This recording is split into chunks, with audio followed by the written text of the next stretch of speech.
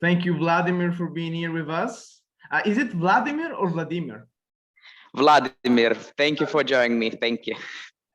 Thanks a lot. Today, guys, we're gonna trying to understand. I play the role of the Western guy from New York City. No, I'm just hello. But Vladimir is a Russian student who has been living in Italy for how many years? I think maybe 4 years. 4 years.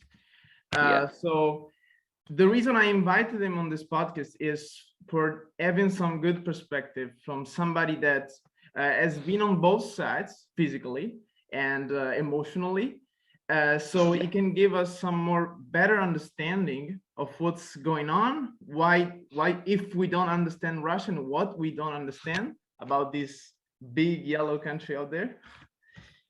And so I would like to start with a quote from Winston Churchill, who said that Russia is a riddle inside a mystery, wrapped in an enigma.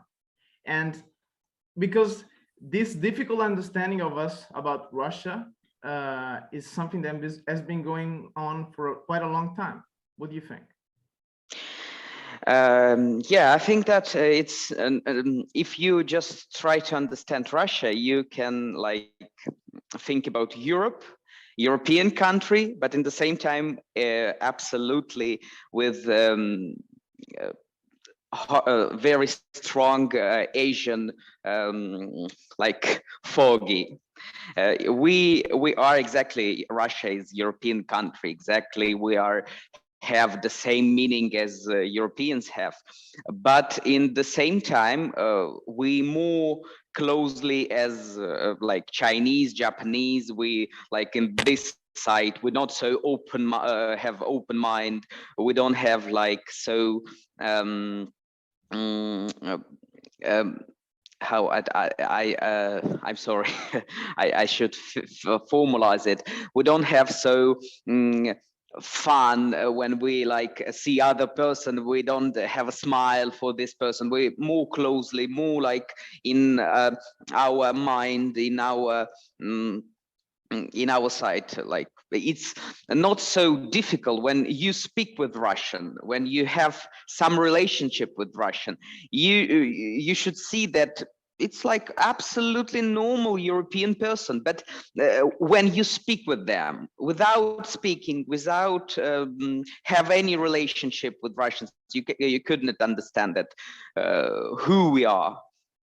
Yeah, I think the fact that it's such a big country geographically, 11 time zones, it's even geographically difficult to put it in either Europe and Asia. And it's interesting that you said it's a European country. Yeah. Do you think that like even people living in Vladivostok feel that? Yes, exactly. For example, for Chinese people, for Japanese people, for every Asian people who live in this side of the world, Vladivostok is Europe. When they come from China, from Japan, and they came in Vladivostok. Vladivostok is absolutely European country with European people. Yes, they are European, but in the Asian side of the world. Okay, yeah, that's unexpected, and that's very how do you say, like logically counterintuitive. You wouldn't expect that place to be. Yeah. Yes, it's true. Yeah. And so I've seen that 80% of the people in Russia get informed by public television, public TV, which is now unfortunately, and it's been for many years, public controlled by the state, which is now focused on the person of Vladimir Putin. And exactly. Vladimir Putin, yeah, sorry, the accent is there. And so I wanted to ask, how is it possible that is it ever going to open? And do we have some hope that younger generations, the people that have your age, our age, that are in Russia, do we have some positive perspective that the situation is going to change in the future because these people traveled more, are on social media? But is our social media blocked, or still people in Russia have access to YouTube, Facebook, Twitter, etc.? YouTube not blocked. If everyone in Russia without any problem can open YouTube and watch any video that they want, YouTube not blocked. Instagram and Facebook, yes, it's like a terroristical organization in Russia. We can use Instagram and Facebook just with the VPN services, but I think that. The people who want to use Instagram and Facebook use it with VPN with any problem. YouTube like is for Russia now, for the people who younger generation or more older, but with oppositional meaning, many of them like watch the video from YouTube without any problem, and in the same time we don't like have any blocks. Who can read like the Guardian, BBC, or other Western media, they can do that without any problem, without VPN. Just open the internet and can read. But people don't want it. This is the problem. Okay. There's a lot of people that refuse to use those tools that they would have available. Yes.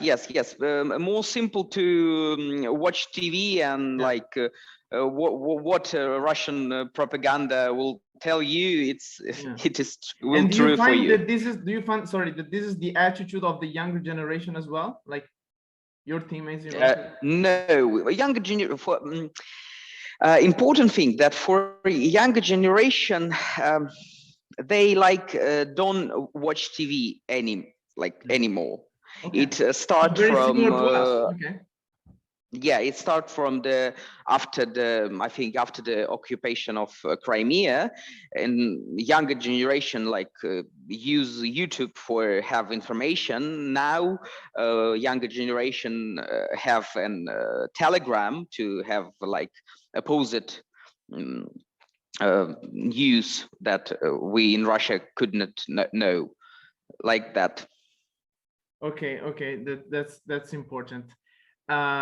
So we can come, I guess, to this hard view of the Western world of expanding democracies. This idea that we have, some people have it in an ideological sense, but some people in a good sense. Like we see the evidence. I read one of the best book I've ever read about economics and economic history has been from Mr. Acemoglu, a professor in economics at MIT, who wrote Why Nations Fail. And he did basically with Robinson, was an historian, I guess, this review of examples in history where countries have been saved by economic and politically inclusive institutions. So there's been some evidence, some great evidence that democracy works better.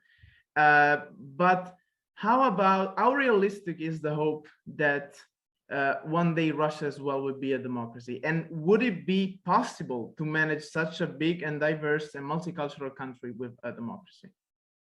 Yes, it's a really good question and really difficult, because actually no one can tell you that Russia can be liberal, because it's, as you can say, Russia is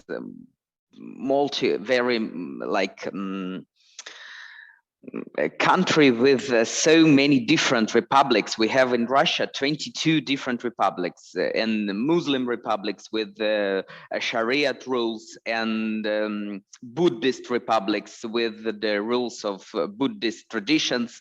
Yes, it's very difficult to control every republics with democratic tools, but I think and I believe that it's in one time, I think in our life, we will see Russia democratic, liberal, free, and etc., etc., etc. But I don't know in which. I think that we could not see Western democracy in Russia. Okay. I think it will be more like Japanese democracy, or Korean democracy, where one party lead by country 40, 60 years, and like with democratic reforms, with open market, etc., etc., etc. I think that it could be maybe Asian democracy more than European. Surely, I think as well that it couldn't afford the instability that we have in Italy, even if we could afford, we don't know. But for example, yesterday Mario Draghi's government fell, and having governments in Russia that lasted less than 2 years, sometimes less than 1 year, would be a tragedy. Maybe worse than what's happening right now. A Russian constitution, when it was created, Russian constitution was based on French constitution, and because we see stability in French, we see strong president and strong prime minister. Semi-presidential, semi-presidential, right? Semi-presidential, but in fact semi-presidential, but in the reality a super presidential country. Okay. And I think that Russia need I think that we should look more clearly in the side of the France semi-presidential, like it's more could be a bit of Russia, more concentration of power toward the government, trying to have a parliament with some more effective power. But okay, that's interesting. Thank you. And we can get to this big event for which I guess 2022 will be remembered. As soon as we don't have any greater surprise in the second part of this year, but surely it will be a big one, which is the Russian invasion of, or at least what we call Russian invasion of Ukraine. That has been called a special military operation in Ukraine, but by your president. Yes. It was interesting for me to notice this long, we wouldn't say accurate, but long, like he dedicated a lot of time, like 1 hour and a half or something like that, of Mr. Putin on TV, explaining the historical reasons behind this invasion. And a lot of people were surprised here in the West, of course. But this, as this started a bit earlier in Russia, like when I heard that it started when some people, can you see my video correctly? Yes, sir. Okay, I heard that it started when in 2018 or something like that, some Russians in eastern part of Ukraine were manifesting, and some of them got killed. And so it started to become more and more important on Russian state TV, this narration of the Russian people in other states that were threatened by those states. And then the narration of Nazism coming back. So would you put some light on that? Firstly, I need to say that this war between Russia and Ukraine, I think that it's exactly a terrible war, and many of my friends and my family think so. For us, Ukrainian, like now after the war, and I can understand them, don't have any relationship with Russia. But for example, 20 million Russians have a connection with Ukraine. It means that they have parents in the Ukraine, they have brothers and sisters, they have grandparents, etc., etc., etc. 20 million Russians. In the same time, in Russia, we have like 10 million Ukrainian. It's second, I think, after Russians, second biggest nationality group, nationality in Russia.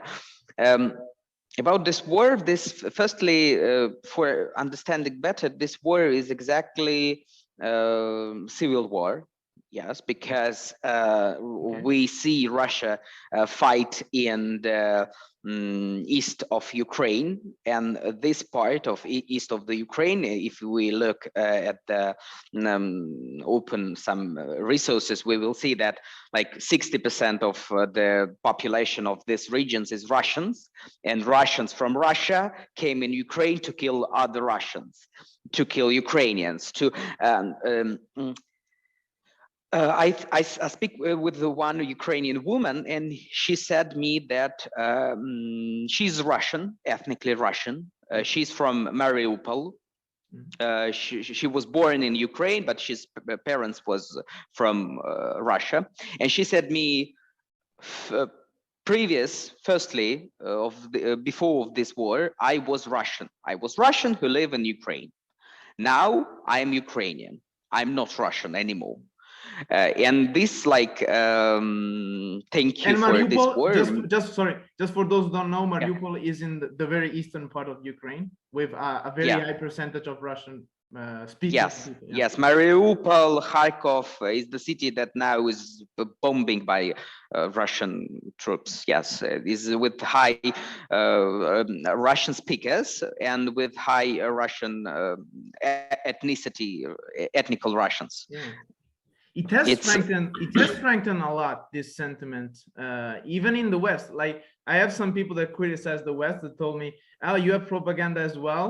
You talk all the time about NATO, but actually they don't know that most of the people normally don't even care about NATO. It's not that the EU is very discussed, NATO very, very rarely. But now, like, if you ask to anyone who lives here, nobody will tell you that NATO is unuseful. It has strengthened this sense, even us, we were very, very much far away than Ukrainians. So I can imagine Ukrainian. And I think also that the fact that before this war, when President Zelenskyy was elected in Ukraine, he won in a different way than any president before, because in any presidential election, you could see that Ukraine was split. There were two candidates that won the relative majority of the votes, and the first and the second. One of the two won, of course, and could be the one that won the most of the votes in the western part, or the most of the votes in the eastern part. But still, no matter who won, the political map of the country was very divided. And what Zelenskyy did that I think was scary for Russia about controlling the eastern part is that he got more than 50% of the vote, or became the first candidate in regions like Kharkiv, Donetsk, where traditionally it was impossible to think that a pro-Western or pro-EU president could get there. Firstly, I should say that Zelenskyy from this part, from Kryvyi Rog, in the city of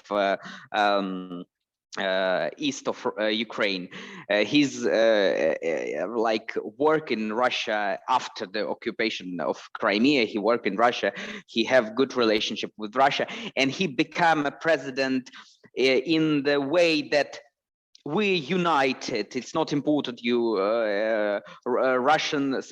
you have Russian language or you have Ukrainian language. We are united, and we should be united. We must be united. We have a good relationship with the West, but in the same time, we should remember that we have our Eastern friend Russia, and we have a good relationship with everyone. And the presidential campaign of Zelenskyy was in Russian language. He speak in Russian. He like every videos was in Russian language, because it was like for demonstrate that yes, I'm pro-European candidate, but in the same time I'm from Eastern Ukraine, and I my mind here, but I want to look at the West. And this, thank you for this like combination. He could won in this election. Yeah, he was very capable politically, and yeah it was interesting. For example, as I said, that Zelenskyy worked in Russia. For example, brother of Zelenskyy. His name is Vladimir Zelenskyy. Okay. And yes, he worked in Russia, like brother of Zelenskyy. He worked in Russian propagandistic media. Yes. Okay. We have so deep integration between our states that it's like the second person in Russian states, Valentina Matvienko, the head of the Senate. Yeah. She was born in Ukraine. She's a Ukrainian woman, and she proclaimed war against the Ukraine. Yes. Okay. And now, what is her function in what is her job in Russia?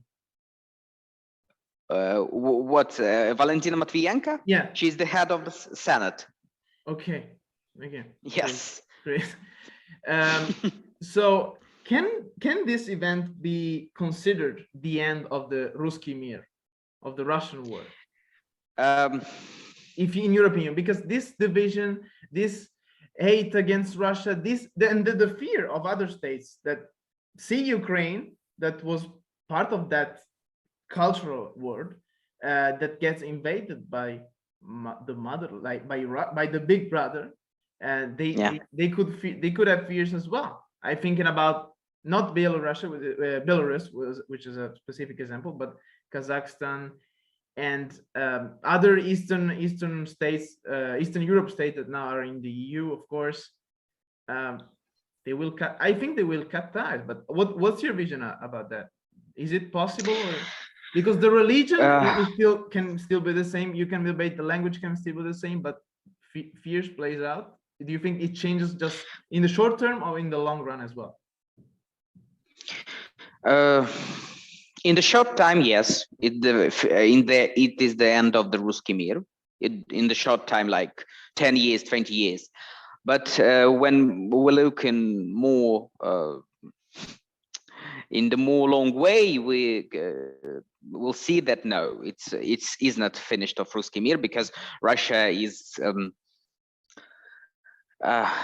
culturally, Russia is so integrated into the European culture, with Tolstoy, with Dostoevsky, with Russian music, with Russian ballet, that we could not like close a relationship with Russia.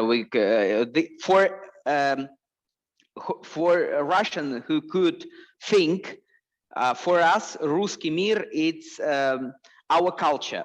For Putin, Ruskiy Myr is our territories. We should be more bigger and bigger. We should occupy more territories, but it isn't Ruskiy Myr. Ruskiy Myr, it's something about. Yeah, you confused the two things. Yeah. Yeah.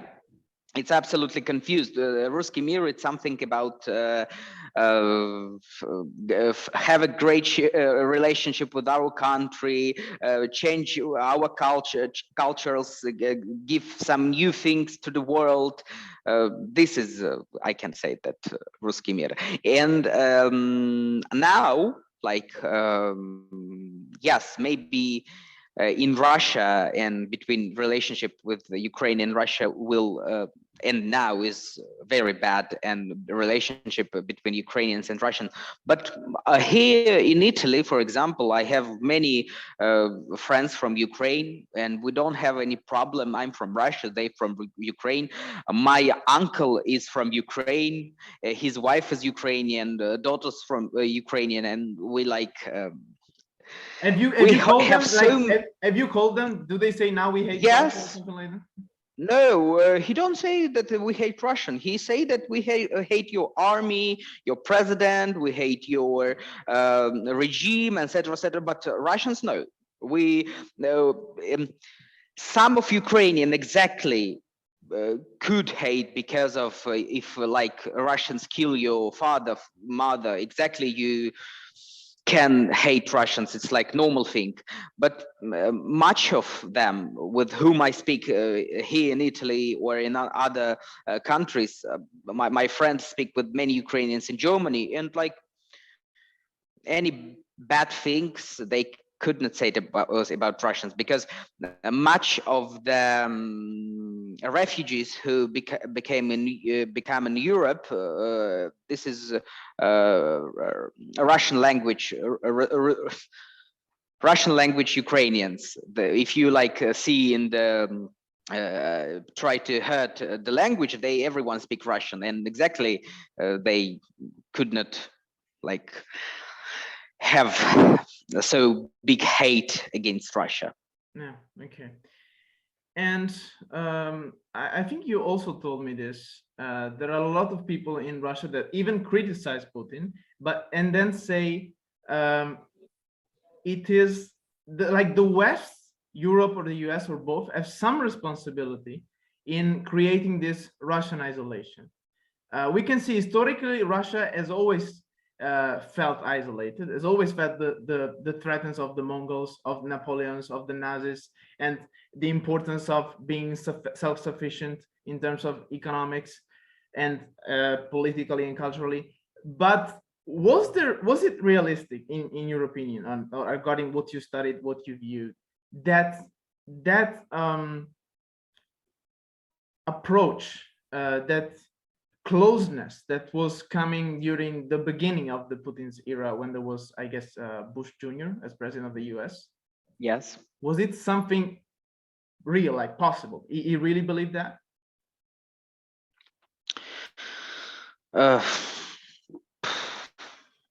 I think that it's not so real thing, because okay.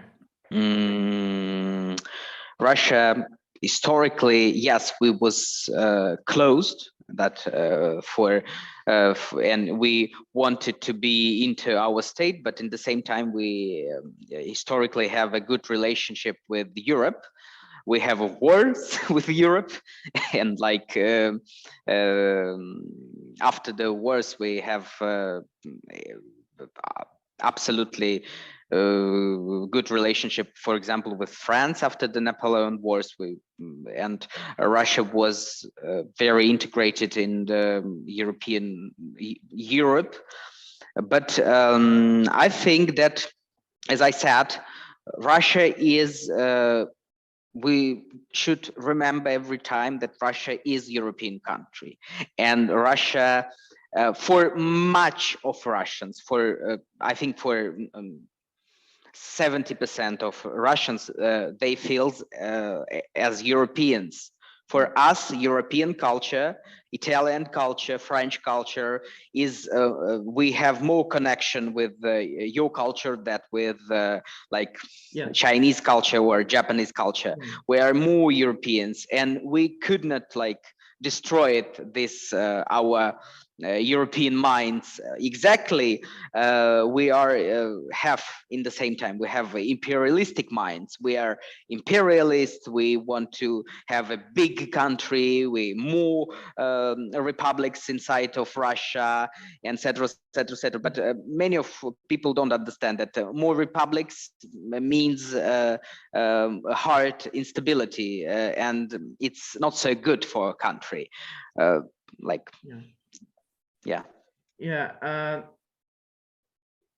Okay, that was important to understand, because it's something that it's a cultural bond with Europe that never kind of translated, or never completely translated, or never translated at all in a political bond, like this idea, because both of necessity and culture, this idea of democracy and the West has always been perceived as a threat. So culturally, you mean in the literature, there can be many bonds, but on the other side, you don't see a realistic approach.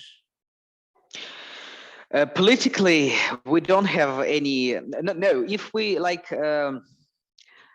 we can say, I can say that first democracy, real democracy in Europe was born in city of Novgorod, where it was a real democratic republic, where can vote women's, men's, and every people who lived in Novgorod. And democracy, it was like in 10th century. When we talk about Greece democracy or Roman democracy, we remember that, and the people, the women had not any possibilities to vote, to go into policy. But in Novgorod, it was since to 10th century. Novgorod's democracy. In Novgorod was democracy for every Novgorod people, for women, for men, for every citizen. They could vote for for the Tsar. They said, okay, you will be our Tsar. And after some terms, after like 4 years, 6 years, peoples of Novgorod said that, no, you don't good Tsar, go away. And this was the first Russian democracy. Yeah, rephrasing a famous phrase, it was Tsar by grace of the people. I didn't know this story. Yes. I didn't know this story. It's very interesting. Thank you. But then what happened to this Novgorod democracy? Like Ivan the Terrible, Tsar of Russia, wanted to destroy Novgorod democracy. He destroyed Novgorod democracy. He destroyed Pskov democracy. He destroyed city of Kazan, where it was like Halifat, destroyed, to occupied more lands, to do their country more big. Yeah, to expand their country. Yes. Yeah, it's the problem that every autocratic state always has. There are, of course, even if it gets represented as something autocratic, there are always what I like to call little fires of hope of democracy that rise. The problem is that most of the times they get suffocated by the higher platform that's autocratic, and that this happened as well with Navalny. What's happening to Navalny right now? Now Navalny in the prison, as I remember, in the Vladimir region. He Russian government. Wait. There's a region called Vladimir as well in Russia. Yes, Vladimir region with the capital city of Vladimir. Yes. Wow. Yeah, a lot of Vladimir. Yes, a lot of Vladimirs. Yes, and exactly, Navalny. Russian government don't do any possibility to speak with his wife. Navalny have not this possibility. He has not a possibility to speak with his child. Like it gets like it's a kind of emotional torture that they make them, I think. Yes, they want to destroy them as a person, destroy Navalny personality, destroy them European, want to destroy this European meaning of Navalny.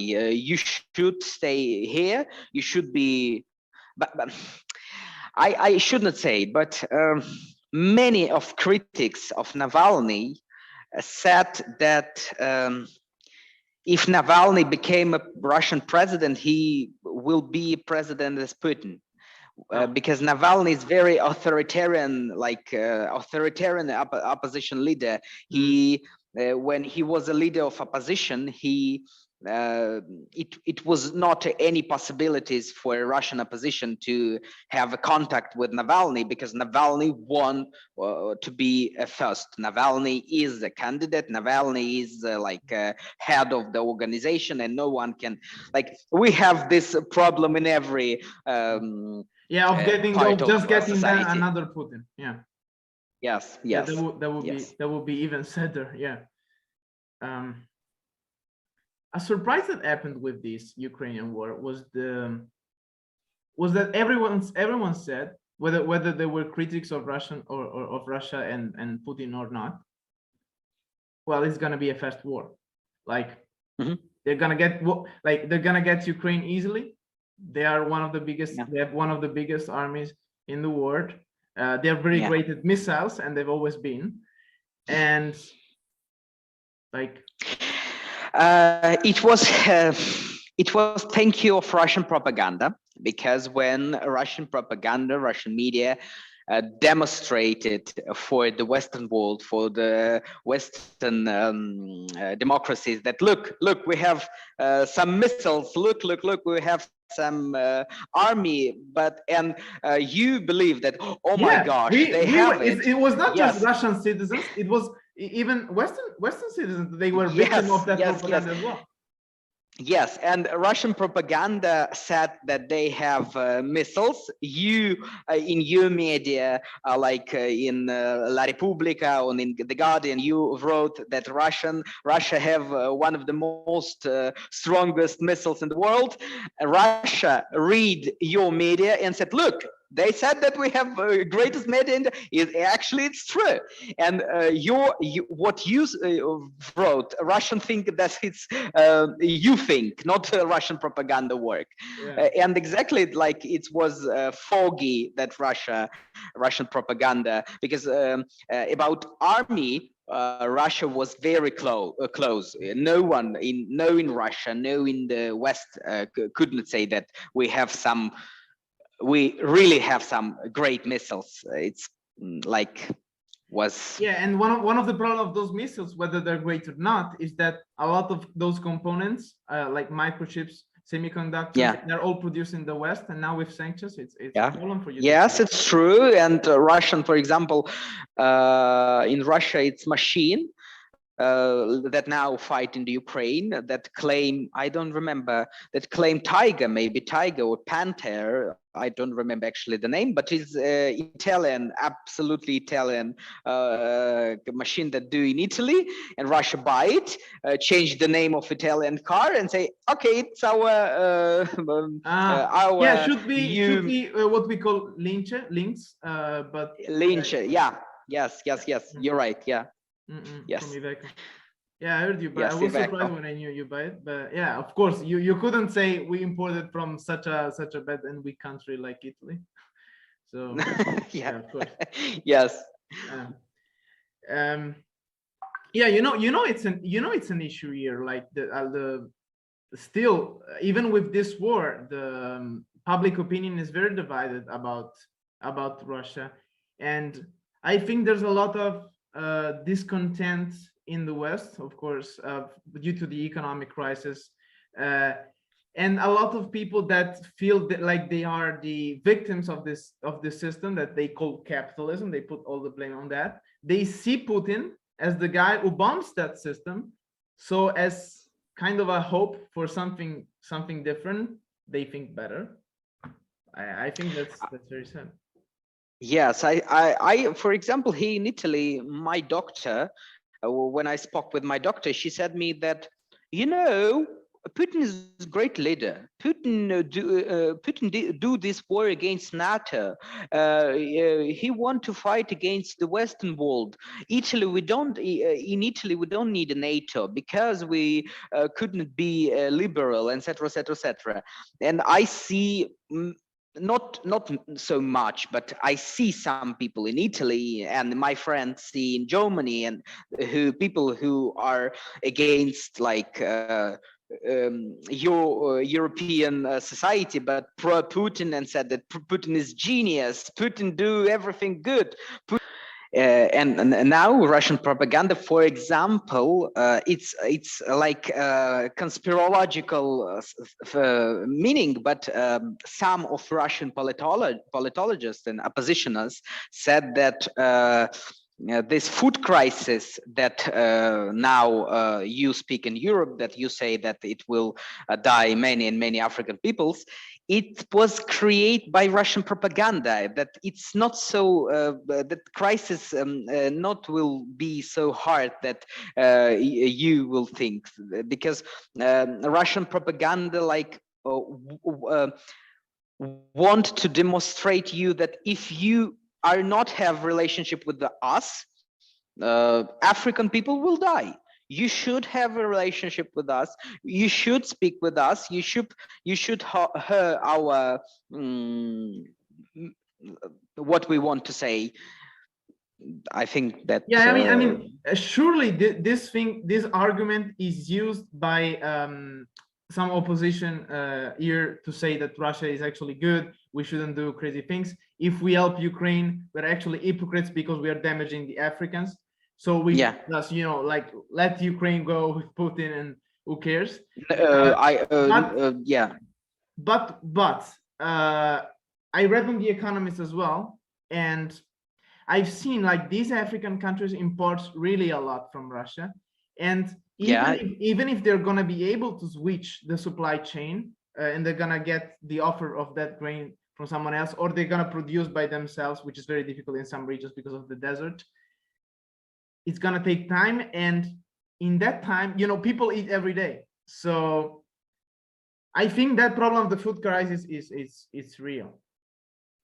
Yes, it's real, but not. I don't say that it is not real. I said that it's not. It will not be so hard that European media said. It will be exactly in Africa. Food crisis like. Actually is big problem for Africa, and now it will be become more bigger, but not so hard. That okay, we tend to overrepresent it, you know. Okay, as part of yeah. And one doubt that comes to my mind at this point is, if Russia propaganda is so great, and if that works even in the West, like why do they struggle in Russia to find enough people to fight in Ukraine? Like I heard, I don't know if this is Western propaganda, but I heard that they really struggle with conscriptions. They don't find enough people. They tend to pay a lot because there's nobody wants to join. Yes, it's about Russian propaganda. The leader of the head of the, for example, it was Russian media, Dost, that was closed after the start of the war, oppositional media, Dost, and the head, the CEO of Dost, the CEO Sindeeva, she became in his village where his parents look at Russian propaganda, and she said that I lived in like this propagandistic home with my parents, and I heard every day with Russian propaganda, and in the end of the days, I thought, but maybe Russian said true things, but maybe, and she is a oppositioner, and she said that Russian propaganda works so good that she thought maybe it's not, it is true. Maybe Russia those people behind that propaganda aren't stupid as well. Like Russian propaganda work very good because they give you like two meanings. They give you one meanings from like they give you Ukrainians who stand and said that you Russians, you killed our people, you bombing our cities, you are Nazis, and in the same time, in the same like place, they have Russian pro-government politologists who said, no, you are Ukrainian fascists. You are said it because you are Nazi. And this controversial position, the people could not think, and they see the TV and think that, oh yeah, this Ukrainian is fascist, and we should denazification them. But are people joining the army, or are they really struggling? Like, if people think that, why don't they don't want to go fight because they fear death? But you know, in history, when war was really felt by people, they didn't care about their life anymore. Like they because is it just some modern thing? Is it just some modern thing that we say like okay, like I love my country, my president is good, but you know what, I'm not gonna die for it. Yes, it's actually true, but it was a contract between Putin and between Russian people, Russian society, Russian nation. Putin said that I will have like every international affairs I will have, and I don't disturb you. You like don't need do nothing. Now, if Putin will say that you Russians should go and fight for your country, exactly this contract between Putin and will destroy it. And for Russia, it's we sit in our houses, we look at the TV, and in the TV we see that Russian army, the greatest army in the world, that Russian army win everywhere and every time. And if Russian army win, if Russian army is great, why I should go and fight for our winning? Because we see that Russian army is win, but you as government said me that I should go to fight. No, it's not work so easy.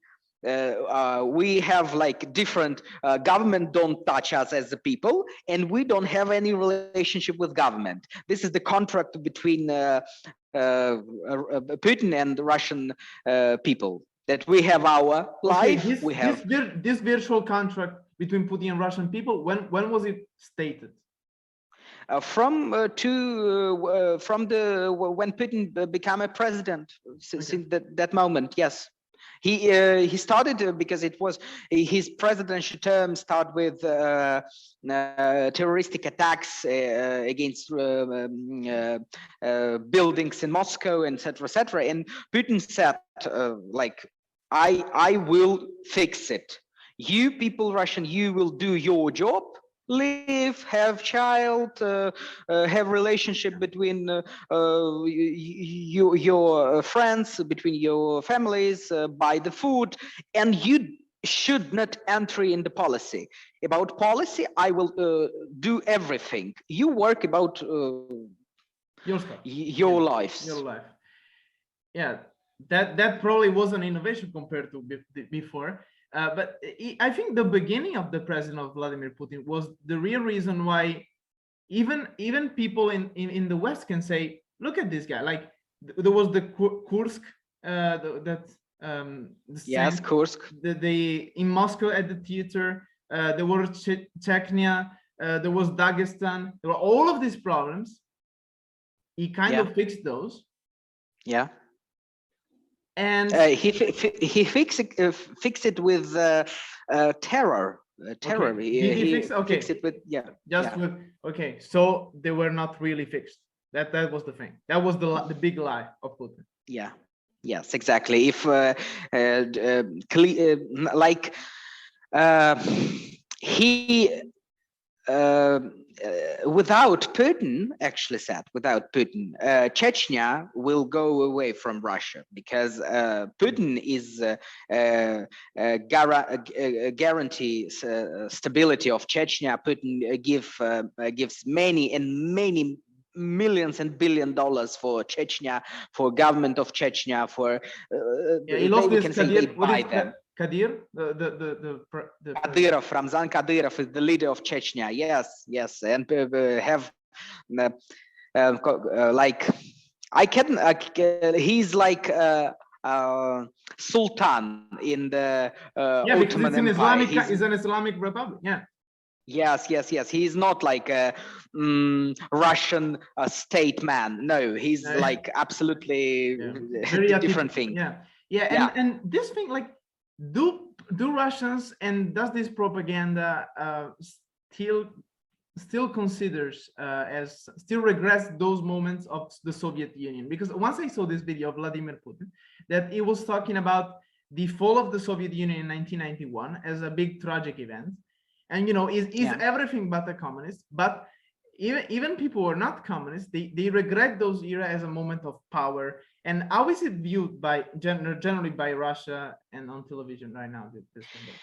It's very difficult to say, because in one way, people, much of Russian, like older generation, will tell you that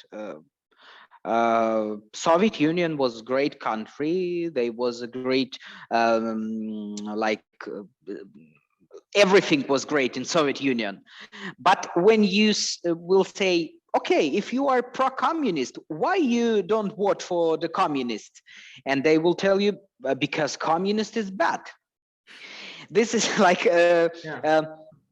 for Putin said that for fall of the Soviet Union was the tragic. It's true, but he don't think so.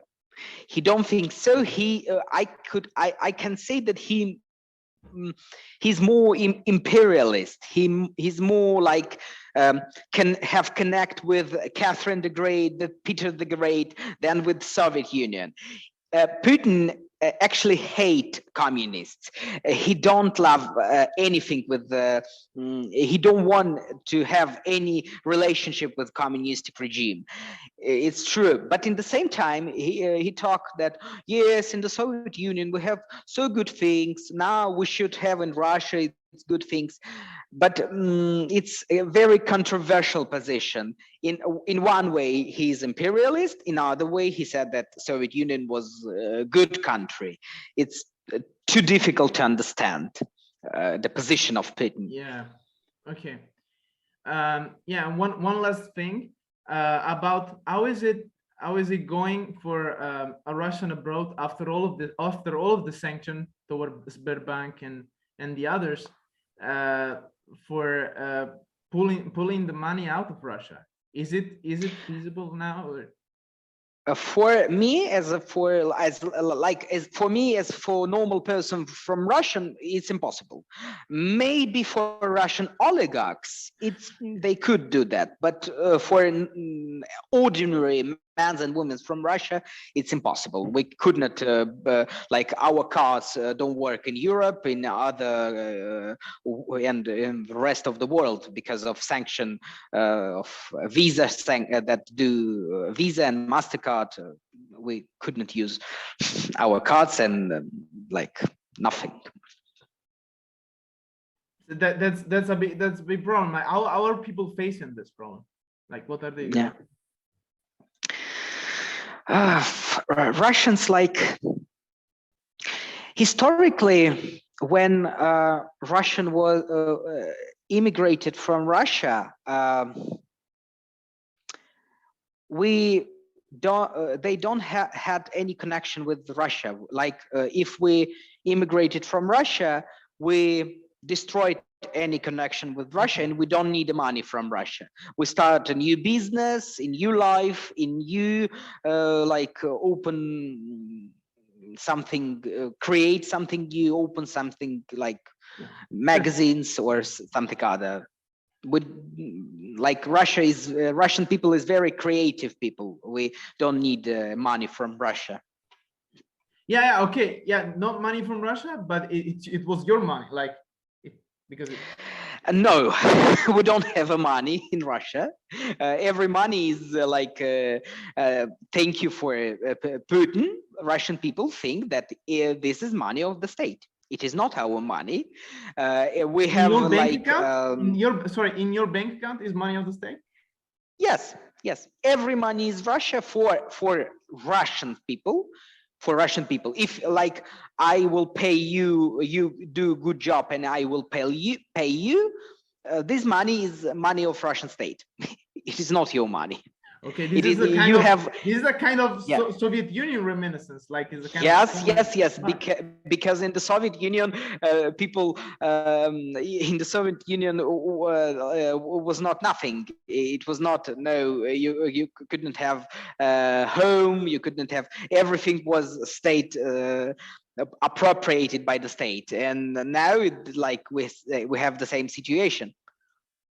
Every money is Russian money, money of Russian, and because of that, like I don't remember, Bloomberg wrote that Putin, one of the most richest men in the world, that he have $400 billion. I don't remember how many, but he was one of the most richest men in the world. Thank you for our monies, but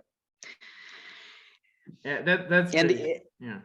Yes, and because for exactly when we talk about monies of, for example, when Navalny do investigation against Russian oligarchs, against Russian politicians who have bring too much money from Russian state. For Russia, for Russian people, it's not so terrible. Okay, they are they work for the state. They could have like this palace. It's normal for Russian people. Okay, so and even people who leave, who tend to be more culturally open, are not that angry for losing their money in Russia, for leaving their money there, that they don't know when they're gonna take them back. if people live in abroad, they don't have any money in Russia. They because they are no, abroad. I was thinking about people. Okay, that's great. That's better. But people who were there and left during this thing, like they said, okay, I have to leave now, and if they want to live, they go in the bank, bring their monies, and go away.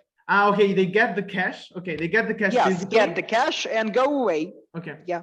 Okay. From Russia, they could not said that I want put my money in other bank in the East Western bank. No, it's impossible. Okay, great. Well, I think it was a great talk. We managed to put it in 1 hour. I'm happy about it. I hope you enjoyed it. Thank you so much. Thanks so much. Thank you very much. And if you want to say something finally that you were thinking, I would have asked, or something that you think is undervalued or not talked about enough, you can. Yeah. I think yes. I think I should say about China relationship, Russia and China Russian relationship. I want to say that many of people now in the Western world actually, and in Russia, think that China will help to Russia, but I don't think so, because China is China is like more capitalistic country than any other country. China based in the market, and if United States or if Europe, if you will say that you could not help for Russia, they will not help them. They will not have any relationship with Russia. For example, after their sanction, many Chinese companies now don't work in Russia. Yes, because of sanction. They don't want to have any problem with Europe and the United States and China, like do their own job. Yeah, those are big companies, Alibaba, Tencent. They don't want to lose billions of dollars just because they're violating those rules. So they're being as well. Yeah, and also one thing I think is about the gas, that I think it was called Power of Siberia, this new and China is getting gas and oil at a lower price from Russia, and that means that Russia is making lower profit than it was making with Europe. So it's actually a loss. If it's not a loss, they're making less, but still it's not great long term. Yes, exactly, because China will not buy Russian gas if it's the price of Russian gas will be like market prices. No, China buy it with big discount, and for Russia, more important not have a money, but for demonstrate for you that look, we have other market. Look, we can put our gas in other places. This is more important for Russia. Yeah, those are the things that are important to watch if someone wants to really understand. Because even if those contracts are how do you say, are secrets, officially they're secrets, I think we can really know that. I mean, if Russia has no choice, it has the weak position, and China can to its advantage. Yeah. Yes, it's true. Yeah. Thanks, Vladimir. Thanks a lot. Thank you so much. Thank you.